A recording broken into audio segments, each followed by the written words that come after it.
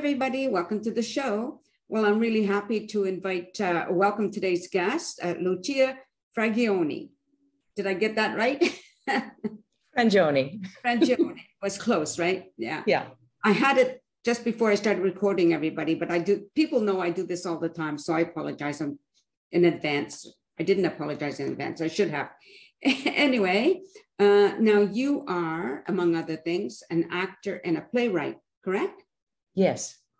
So where do you act? Or where have you acted? I perform professionally across the country, but quite a bit in Vancouver. And I write plays. I've written 30 plays, and they've gone across the country. And sometimes I get into the States or Europe. Oh, wow. How awesome. Mm-hmm. So when did you start acting? I started acting and writing professionally when I was 18. Okay. So it's been 35 years. I've been at it now. Very good. What are some of the things that you've acted in, or what type of roles have you had? Gee, you're out in Chilliwack, is that right? Yes.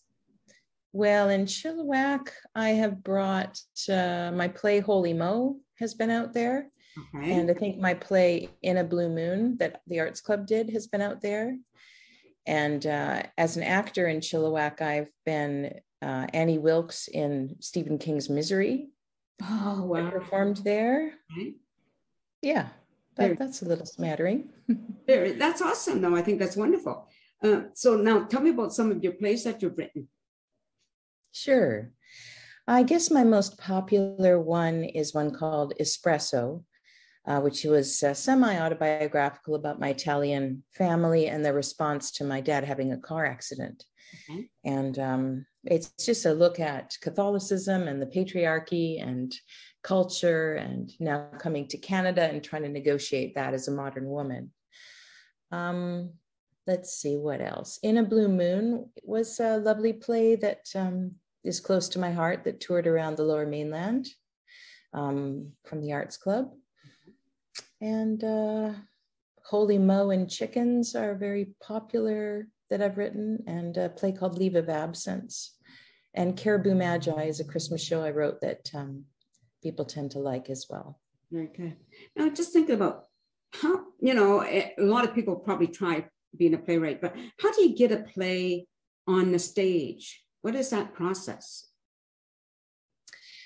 It's a pretty competitive field. In Canada, about 30% of the plays that get produced in Canada are by Canadians. Oh, okay. The other 70% are largely American authors and a few Brits and Australians and such. Right. And of course, all the Shakespeare and George Bernard Shaw and yada, yada. So it's already a small window. It's kind of like one or two plays in a large season will maybe be by a Canadian. And then only 30% of those plays are by women. So that's a very small percentage. Yeah. And even smaller are the percentage of plays done by women of color. So there's a real push in the last couple of years, and rightly so, to showcase authors who are Indigenous, who are people of color, who can just bring a different perspective or a fresh cultural conversation to the stage. Right. And hopefully the theaters will also drop a couple of the American shows and put in some more Canadian work, because our canon is growing and we have some amazing writers in Canada. Yeah, for sure. I mean, I'm shocked to hear the numbers. Well, I shouldn't say, really, but it's been the same with television or whatever, right? Through the years anyway. So just wanting I was going to ask you a question. Now it's just gone out of my head for a minute there. Oh, I know. I wanted to ask you about, like you mentioned, coming from Italy. How old were you when you came to Canada? I was born in Canada. It was my father who was Italian. Oh, okay. So now he must have told you what it was like, perhaps? A little bit. He was one of the members of his family who wanted to break away. He moved, all the Italians sort of settled in Ottawa, and he moved to Calgary. And even though he's a very Italian guy with an Italian accent, used to wear a cowboy hat all the time, and his plumbing company was Stetson Plumbing. And For him. so he really wanted to become Canadian. Yeah. And he did not teach me the language. I've tried to learn Italian as an adult, which is difficult. The older you get, the harder it is to learn another language, right? Yeah, but I go back and see the relatives that are still in Italy, and I'm very fond of them. They're wonderful people, and I feel real connection to the country despite all. That's nice. Now, do you think any of that is that culture is in your plays? Oh yeah, yeah. The Italians always pop in.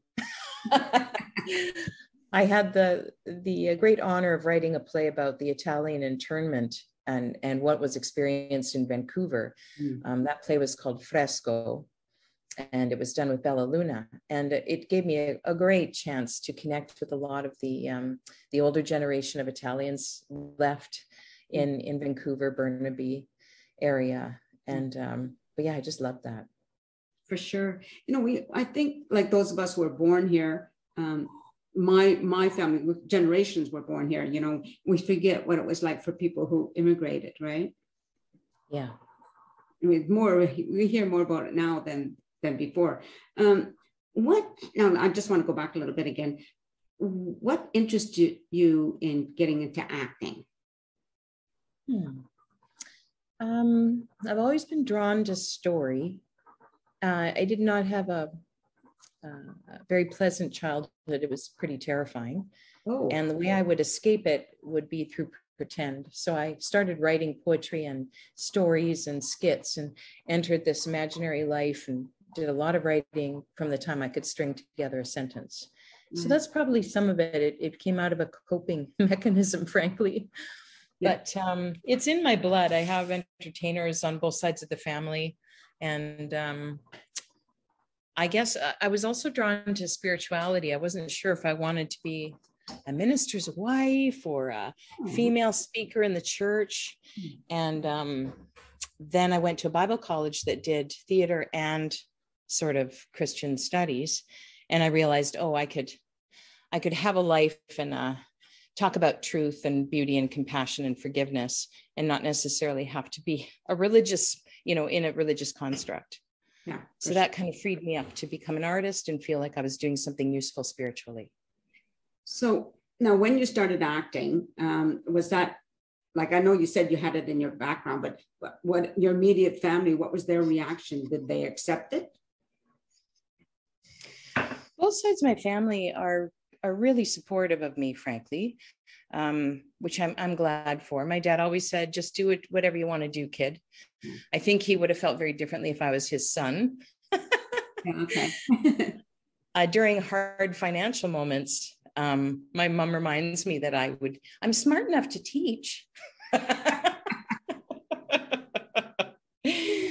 But overall, they've been very supportive. Okay, very good. Now, speaking of teaching, have you ever taught acting or classes or anything like that? Or even how to write a play?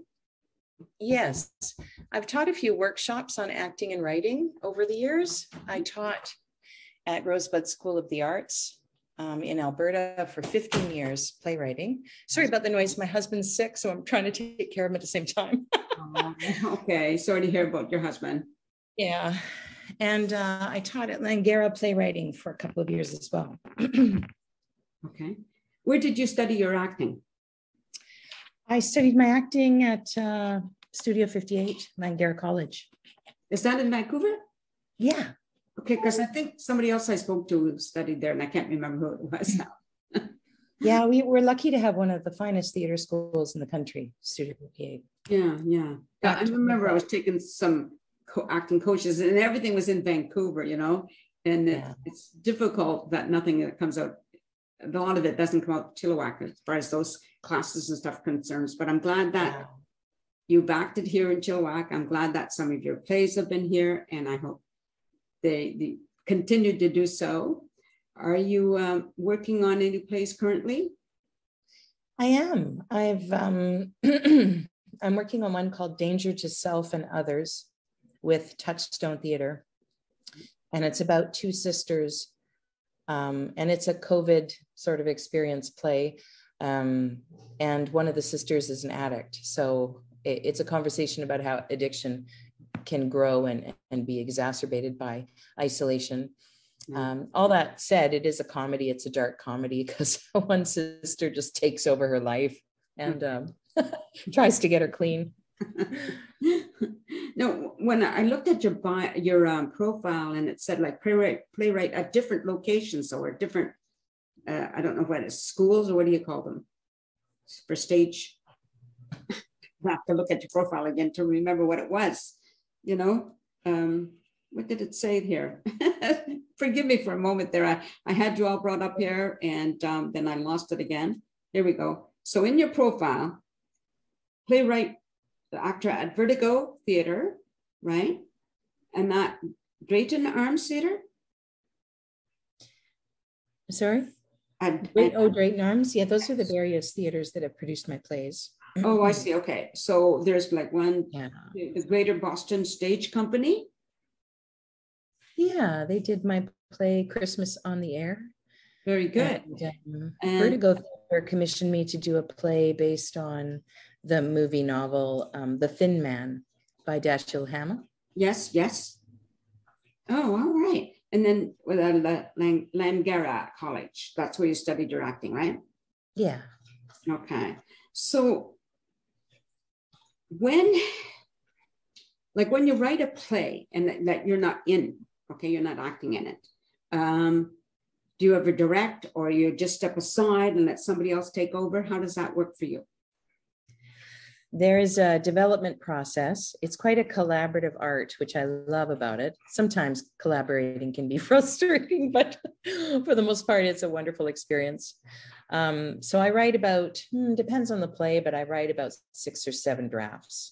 Okay. And after the first, probably 3 or 4 drafts, I have a reading with the cast.